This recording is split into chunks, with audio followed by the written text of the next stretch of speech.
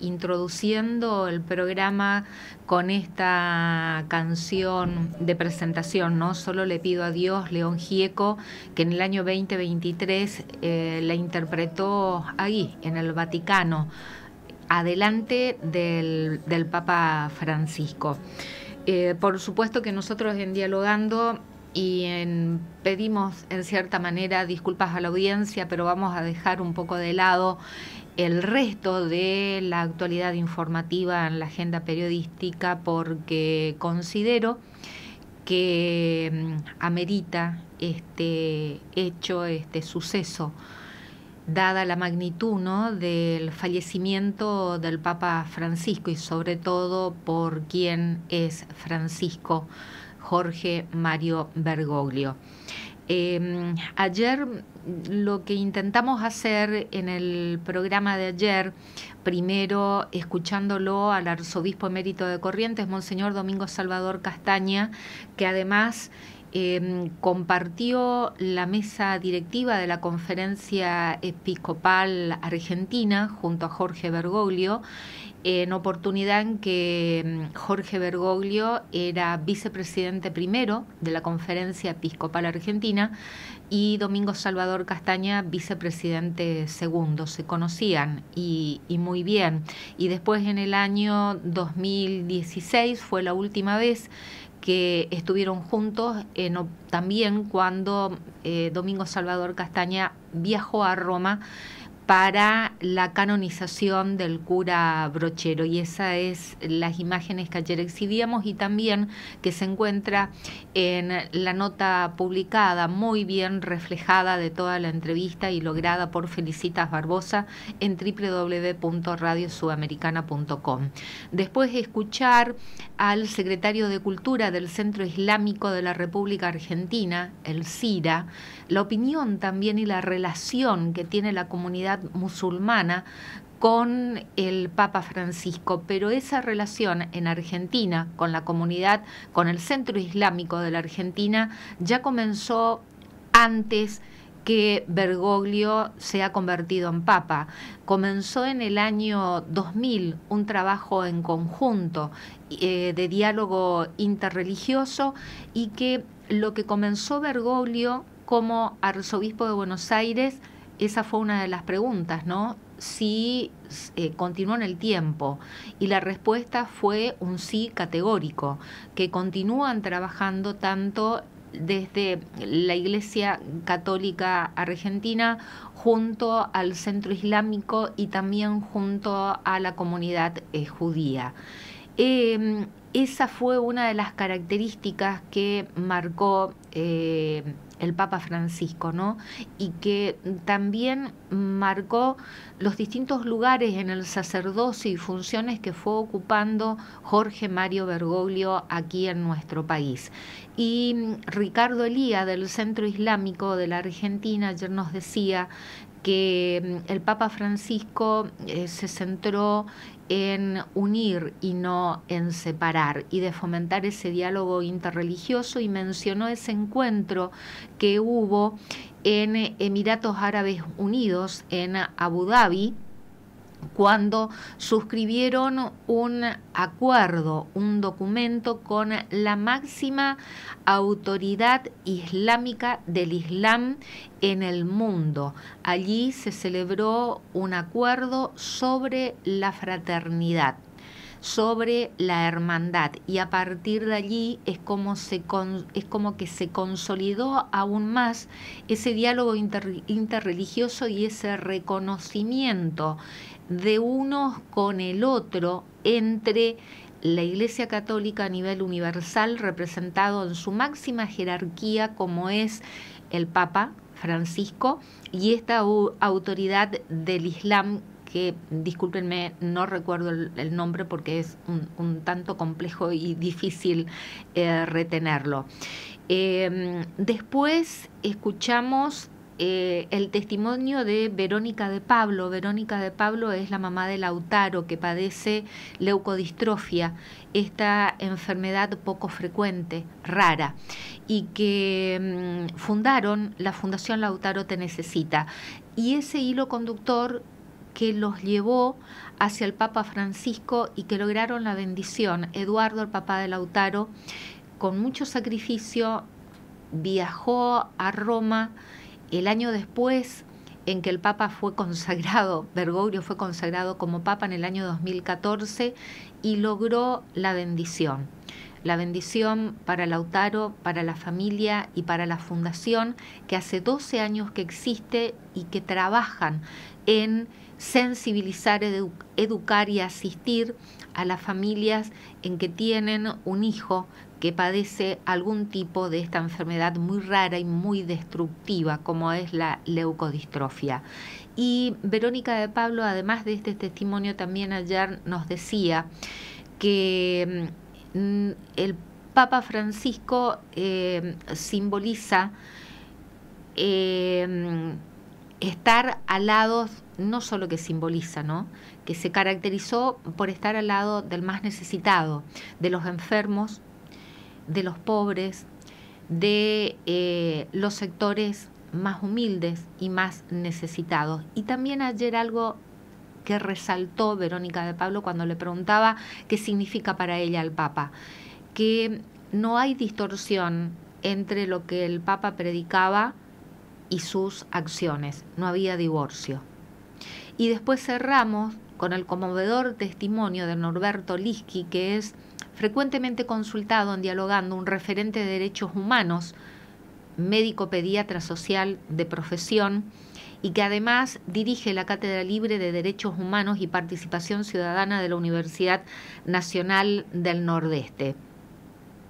Norberto Lischi mantenía, lamentablemente hay que hablar en pasado, ¿no?, que no nos acostumbramos, una relación de amistad con el Papa Francisco desde la década de los años 70. Se conocieron en la villa de Retiro, cuando Norberto Lischi, como médico pediatra, asistía a la villa para tratar, ¿no?, la salud de los niños. Y allí conoció a ese cura, a ese sacerdote, que iba también a la villa no solamente a oficiar misa, sino a estar al lado de ese pueblo. Y a partir de allí entablaron una amistad, nunca más se interrumpió, y en ese capítulo negro de nuestra historia, ¿no?, como fue la última dictadura cívico-militar, en que Norberto Lischi fue secuestrado y estuvo en un centro clandestino de detención. Bueno, él comentó cómo Jorge Mario Bergoglio, ese sacerdote, no dejó de ir a su casa, de estar junto a su madre y de escuchar a todas las madres, como por ejemplo de los médicos de La Matanza que fueron secuestrados y detenidos clandestinamente y torturados por el solo hecho de ir a trabajar a las villas, por el solo hecho de ir a asistir a los sectores humildes, pobres, necesitados, por ir a la periferia. Y allí Jorge Bergoglio escuchaba a esas madres y sufría con esas madres. Y fue muy conmovedor escucharlo a Norberto Lischi en un relato en Tiempos de Radio de lo mucho que tendrá para contar y para transmitir de su relación con Jorge Mario Bergoglio y con el Papa Francisco, que tampoco se interrumpió esa amistad, porque ayer comentó que la última carta que le escribió vía correo electrónico fue el Jueves Santo y que él no sabía si el Papa llegó a leerla porque no tuvo respuesta.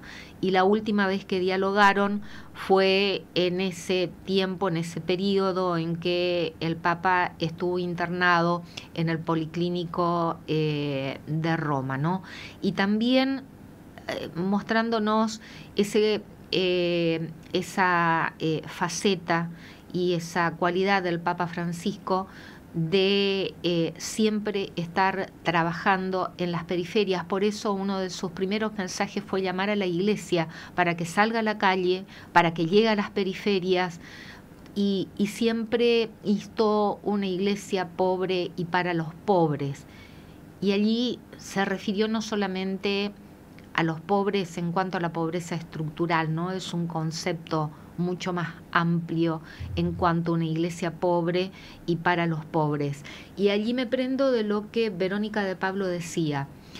Un cura jesuita, un papa jesuita, austero, humilde, simple, sencillo.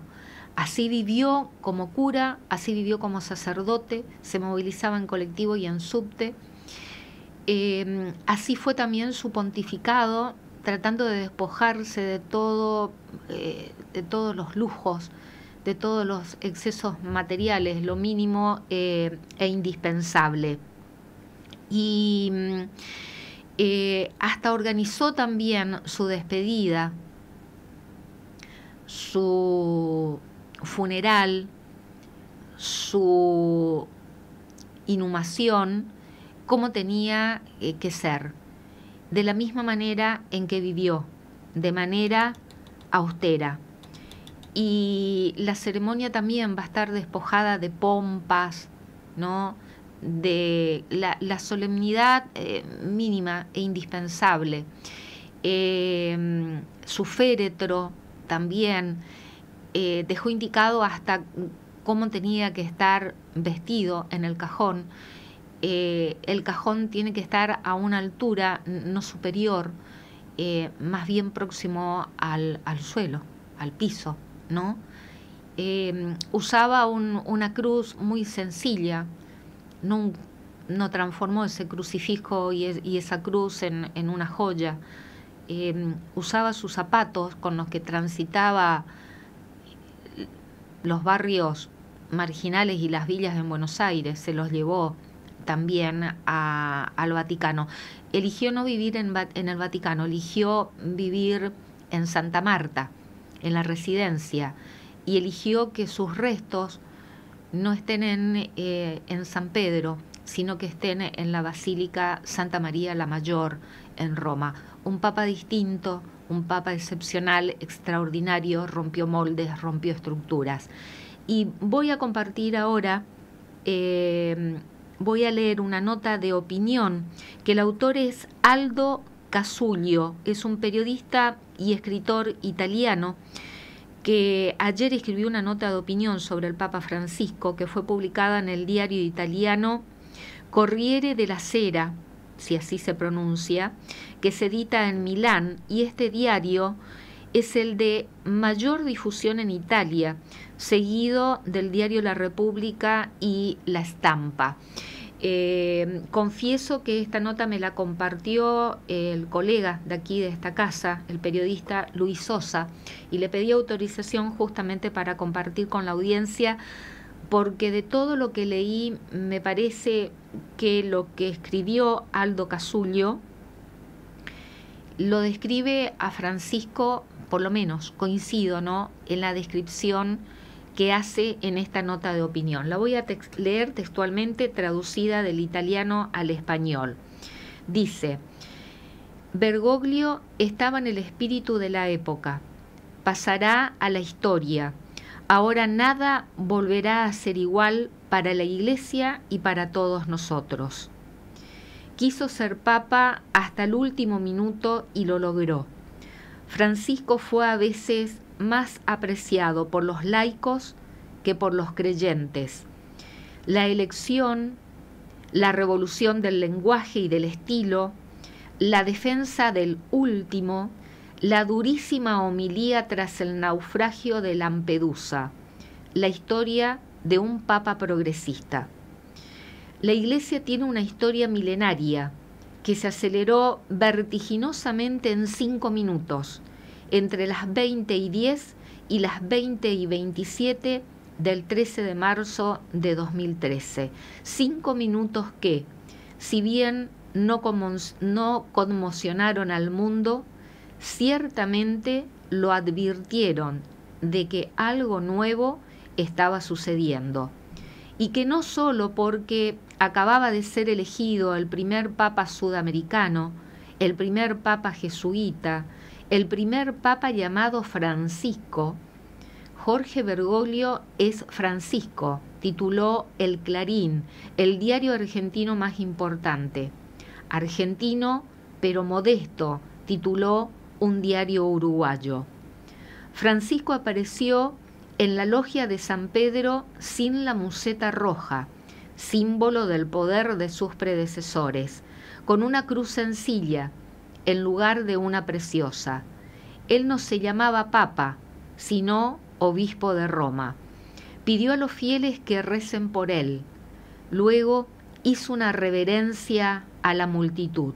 La multitud lo miró y quedó conmovida, pero también debería haber mirado a los maestros de ceremonias, y ella se habría preocupado por ello, porque desde sus primeros pasos Francisco ha provocado tanto emoción como consternación, adhesión y rechazo, amor y hostilidad que a veces degeneran en odio.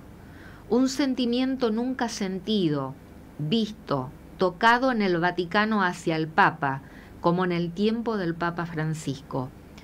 Porque los progresistas pueden no haber amado a Wojtyla, pero por supuesto muchos conservadores odiaban a Bergoglio.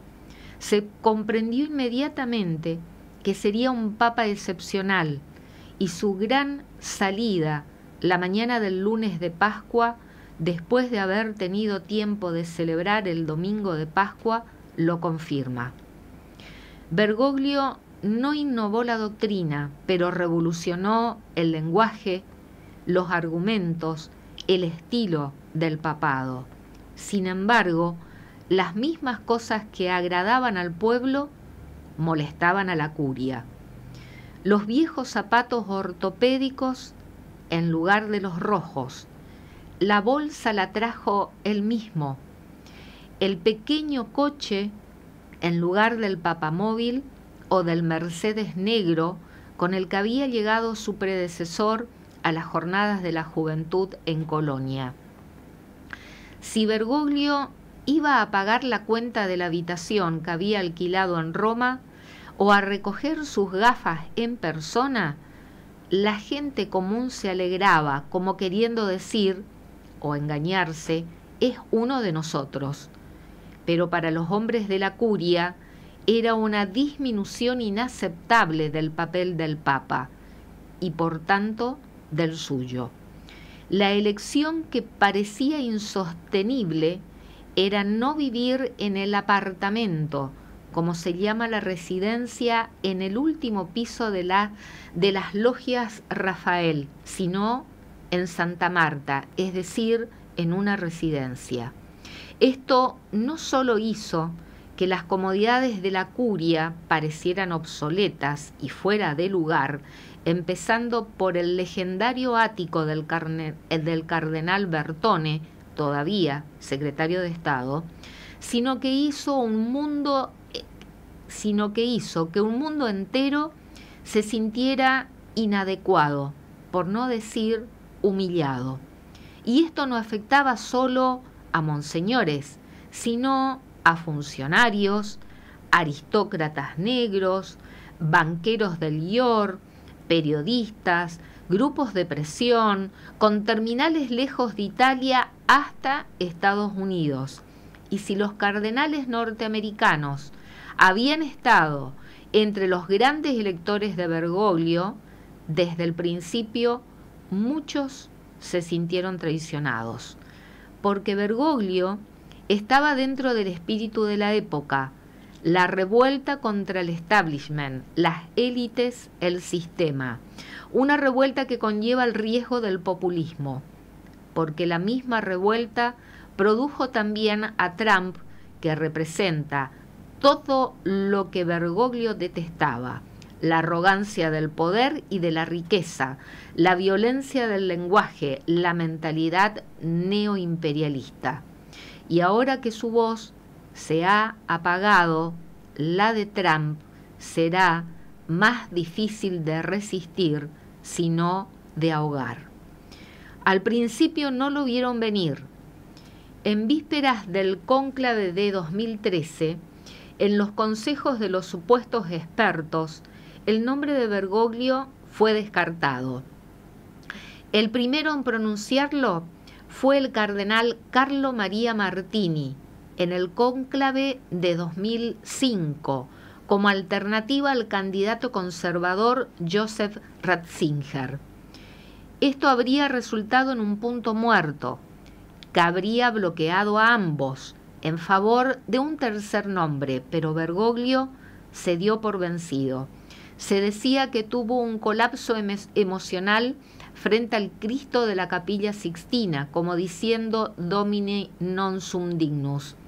En realidad, Bergoglio no quería ser un obstáculo para Ratzinger, y así mantuvo sus posibilidades de un cónclave posterior. El único que realmente predijo su elección fue un periodista italiano, Andrea Tornielli, quien luego fue llamado por Francisco para estar a su lado, mientras que otro periodista, Paolo Ruffini, se convirtió en prefecto de comunicaciones. Las primeras apariciones públicas de Francisco fueron seguidas por multitudes conmovidas, a menudo con lágrimas en los ojos. La sencillez, la inmediatez, la defensa de los pobres, el elogio de los sencillos conquistados desde el principio. Pero el Papa dejó claro casi inmediatamente que no estaba dispuesto a dispensar solo caricias. La tarde del 22 de junio se organizó en el aula Pablo VI el gran concierto de música clásica para el Año de la Fe. Los políticos se habían sentado en la segunda fila para poder ser encuadrados por las cámaras inmediatamente detrás del asiento reservado al Papa. Pero esa silla permaneció vacía. No soy un príncipe del Renacimiento, dijo Bergoglio. No tuvo tiempo para el concierto. En Twitter fue menos directo, pero igualmente efectivo. No podemos ser indiferentes ante alguien que sufre, alguien que está triste. El 4 de octubre de 2013 fue a Asís. Era la primera vez que bajaba a la tumba del santo cuyo nombre llevaba y se conmovió. También fue la primera vez que muchos pudieron ver al Papa de cerca. No solo el custodio del Sagrado Convento, Mauro Gambetti, y el portavoz Enzo Fortunato, ambos llamados entonces a San Pedro no por casualidad. Bergoglio habló lentamente, en voz baja, pero con claridad, con el tono de quien está acostumbrado a mandar. No era carismático, o al menos no como Wojtyla, cuyo carisma casi podía ser tocado. En su diálogo con la gente era explosivo y erudito, al estilo americano. Señalaba a alguien entre la multitud, le hacía saber que le hablaba específicamente a esa persona y le sonreía, pero en privado podía ser duro, seco, no necesariamente amable, y no solo en privado. Ese día todos esperaban palabras más o menos formales sobre San Francisco, pero el día anterior se había producido el naufragio de Lampedusa, 368 muertos, y el Papa pronunció una homilía muy dura que a muchos les pareció casi punzante.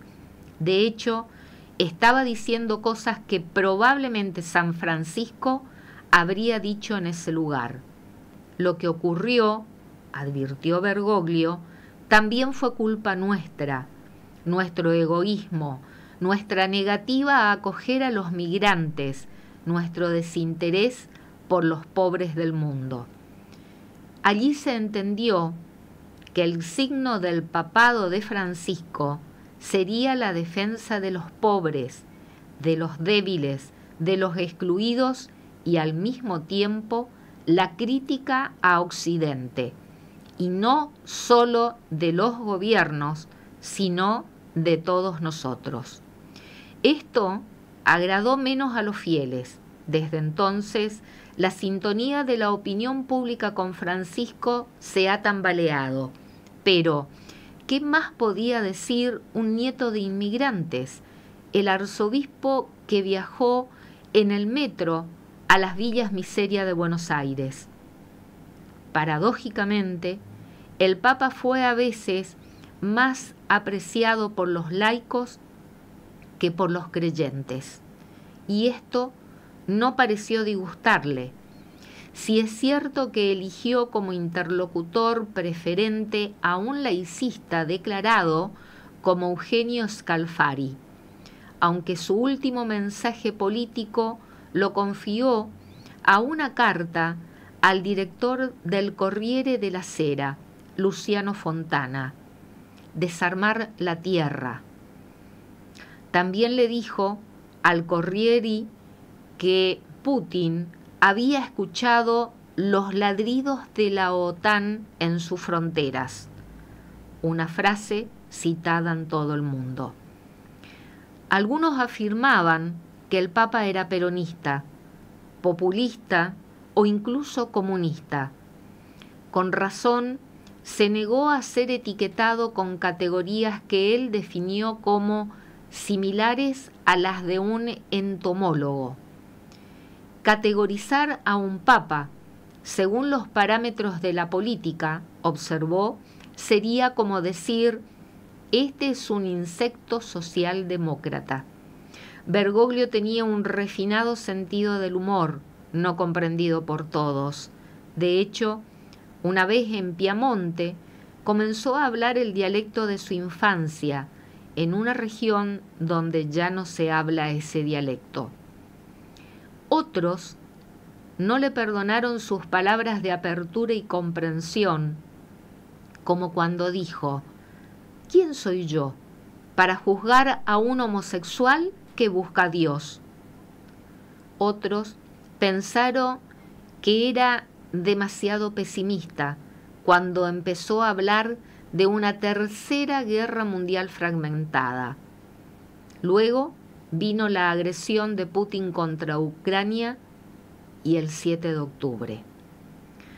Si bien un papado ciertamente no puede interpretarse a través de las categorías de la política, no hay duda que Bergoglio fue un papa progresista.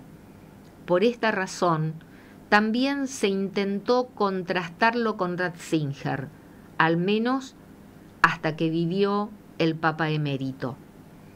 Había algunas señales de frialdad entre los dos, pero entre los méritos de Francisco está también el de haber gestionado con gran sensibilidad una situación inédita, a la que ninguno de sus predecesores se había enfrentado jamás: convivir con un predecesor que dimitió. Las reformas, no, él no las hizo. Había pensado, sino en permitir a los sacerdotes casarse, en permitir a las personas casadas convertirse en sacerdotes. Pero se detuvo cuando se dio cuenta de que cualquiera que fuera la dirección que tomara, correría el riesgo, si no de un cisma, de una escisión grave, o más bien de dos: la de los conservadores o la de los progresistas, en particular los cardenales alemanes. Son duras palabras que le han traído en ocasiones críticas, no siempre irrazonables. Tras la masacre islamista en las oficinas de Charlie Hebdo dijo: si insultas a mi madre, podrías recibir un puñetazo. El término papagno, puñetazo, fue acuñado entonces. Francisco dio varias, algunas ciertamente merecidas. Con él, el peso de la Iglesia italiana ha disminuido, y no solo porque por primera vez el arzobispo de Milán o el patriarca de Venecia no son cardenales. Sin embargo, no es imposible que en el cónclave aparezca ahora el nombre de un cardenal italiano, en particular Pietro Parolin, a quien Francisco quería como secretario de Estado, y Matteo Zuppi, a quien nombró jefe de los obispos. Pero este no es el momento de pensar en la sucesión. En los largos días transcurridos en el Gemelli, entre la vida y la muerte, casi todos, salvo las excepciones que confirman la regla, se reunieron en torno al Papa enfermo, incluso aquellos que a veces se sintieron decepcionados por él, han redescubierto la armonía espiritual y afectiva que habían sentido con él en los días de su elección. Quería volver a la plaza de San Pedro y lo consiguió. Quiso ser papa hasta el último minuto y lo logró. Esperábamos que se quedara con nosotros un poco más. Por eso hoy todos nos sentimos perdidos, peligrosamente al borde del terror supremo, privado de un ser querido, de una familia. Desde su aparición en la logia de San Pedro la tarde del 13 de marzo de hace 12 años, Francisco nos ha parecido un papa extraordinario. Ahora podemos concluir que así fue. Pasará a la historia, se quedará. Nada en la historia centenaria de la Iglesia y en nuestra vida volverá a ser igual. De nosotros depende también si la muerte de Francisco acercará la llegada del anticristo, como teme el hermano Guillermo, en el nombre de la rosa, tras el incendio de la gran biblioteca, o si las semillas que plantó Francisco darán en cambio flores y frutos para toda la humanidad. Así culmina esta nota de opinión escrita por un italiano, un periodista, escritor, historiador, Aldo Casuglio, y que fue publicada en el diario Corriere della Sera, que se edita en la ciudad de Milán, Italia. Un italiano lo describió de forma tan certera y tan sentida a Francisco, que nunca dejó de ser argentino. Increíble realmente esta descripción de esta nota, impecable para mí, por lo menos, porque coincido 100% y la firmaría. Reitero, subrayo, esta nota con esta descripción del Papa sudamericano, del Papa argentino, la hizo un italiano. Impecable. Quería compartir realmente esto con la audiencia de Dialogando por Radio Sudamericana, por esto, por lo que acabo de decir, porque la descripción de Francisco ha sido realmente extraordinaria. Nos vamos a una cortina musical. Francisco Acosta, nuestro operador técnico, y dentro de unos segunditos nada más vamos a estar presentando a nuestra primera entrevistada de hoy.